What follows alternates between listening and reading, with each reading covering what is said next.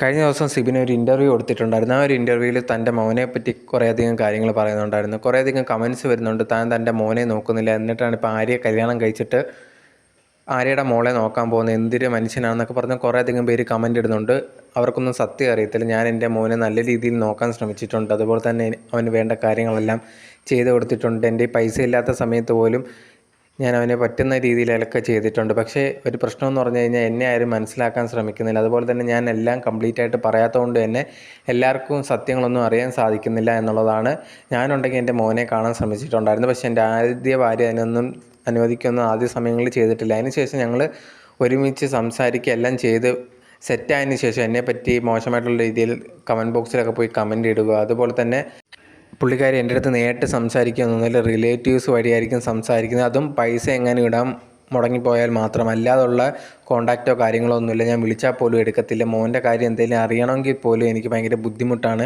ഞാൻ ചിലപ്പോൾ മെസ്സേജ് ഇട്ടിട്ടായിരിക്കും മോനെ കാണാൻ ബാംഗ്ലൂരിൽ പോകുന്നത്. അവിടെ ചെല്ലുമ്പോൾ അവർ വേറെ എവിടെയെങ്കിലും കറങ്ങി നടക്കുമായിരിക്കും. മോൻ്റെ കാര്യം എന്തെങ്കിലും അറിയാൻ വിളിച്ചാൽ അതിനും എടുക്കത്തില്ല.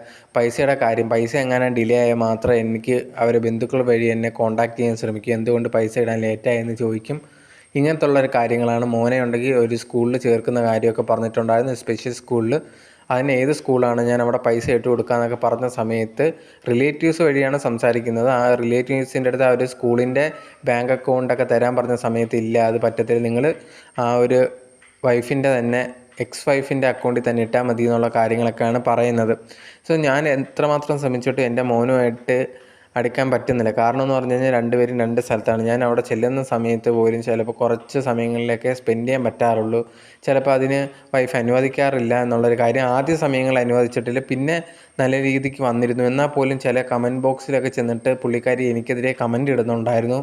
ഇങ്ങനത്തുള്ള കാര്യങ്ങളൊക്കെ സിബിൻ പറയുന്നുണ്ടായിരുന്നു. പിന്നെ മെയിനായിട്ട് പറഞ്ഞൊരു കാര്യം, എൻ്റെ മോന് എന്നെ കുറച്ച് നാളായിട്ട് അറിയത്ത് പോലുമില്ലായിരുന്നു. ഈ ഇടയ്ക്കാണ് ലേറ്റസ്റ്റ് ആയിട്ട് അച്ഛനാണെന്നെങ്കിലും അറിഞ്ഞു. അതുവരെ എന്നെ അങ്ങനെ അറിയത്തില്ല എന്നുള്ളൊരു കാര്യം സിബിൻ ആ ഒരു ഇൻ്റർവ്യൂവിൽ പറയുന്നുണ്ടായിരുന്നു.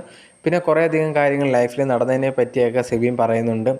പക്ഷേ ഞാൻ എൻ്റെ മോനെ ഭയങ്കരമായിട്ട് എപ്പോഴും സ്നേഹിക്കുന്നുണ്ട്. അതിലൊരു മാറ്റമൊന്നുമില്ല. അവൻ എന്ത് വേണമെങ്കിലും ഞാൻ ചെയ്തു കൊടുക്കുന്നതായിരിക്കും. അത് അവന് വേണ്ടി ഇപ്പോഴും ഞാൻ എല്ലാം ചെയ്തുകൊണ്ടിരിക്കുകയാണ്. ആൾക്കാരൊന്നും അറിയാതാണ് എനിക്കെതിരെ കമൻസും കാര്യങ്ങളൊക്കെ ഇടുന്നത്.